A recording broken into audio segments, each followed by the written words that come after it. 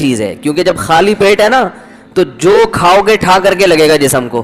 تو ایسے موقع پہ گٹکا بھی کھا سکتے ہو, اس وقت جو گٹکے کا اثر ہوگا وہ بھرے ہوئے پیٹ نہیں ہوگا. چرس بھی پی سکتے ہو, سگریٹ بھی پی سکتے ہو, ہیروئن بھی کھا سکتے ہو, پی سکتے ہو, اور بریانی بھی پھوڑ سکتے ہو, کچھ بھی کھا سکتے ہو. لیکن آپ نے فرمایا کہ ایسے موقع پہ کیا کھانا ہے؟ کھجور. آپ کہہ سکتے ہیں ہم تو رمضان میں کھجوریں کھاتے ہیں تو ہمارے چہرے پر تو وہ فریشنس اور یہ سب ویکنس ختم نہیں ہوتی. وجہ اس کی ہے کہ 2 دانے آپ کھجور کے کھاتے ہیں, پھر طبیعت سے رول سموسے پھوڑتے ہیں. ٹھیک ہے. تو بھائی کھجور کا مطلب پتا ہے, پھر کھجور ہی کھاؤ, پیٹ بھرو کھجور سے.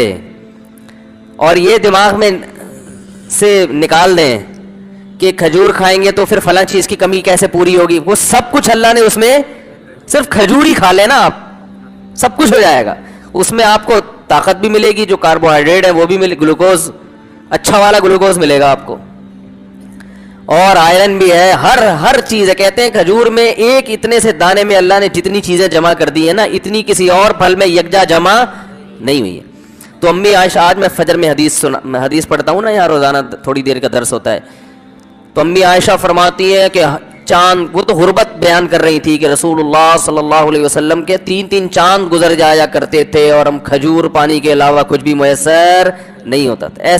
ایسی زندگی تھی, لیکن اللہ نے اسی میں بڑی پاور رکھی ہے, طاقت رکھی ہے.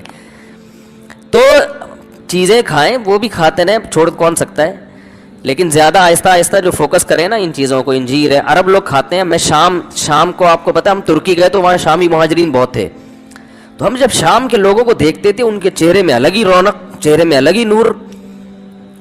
تو ہم اپنے دوستوں سے پوچھے یار یہ اتنے خوبصورت لوگ کیوں ہیں؟ انہوں نے کہا یہ صدیوں سے انجیر, زیتون, کھجور, یہ 3 چیزیں کھاتے آ رہے ہیں. ان کا ناشتہ اس کے بغیر نہیں ہوتا. اور ہم لوگ کیا کھاتے آ رہے ہیں صدیوں سے؟ پراٹھے پھوڑتے آ رہے ہیں, جیم کے ساتھ مکھن بھی ہمارا پتہ نہیں کون سا والا مکھن ہوتا ہے بھائی, جس نے جو لا کے مکھن کے نام پہ پکڑا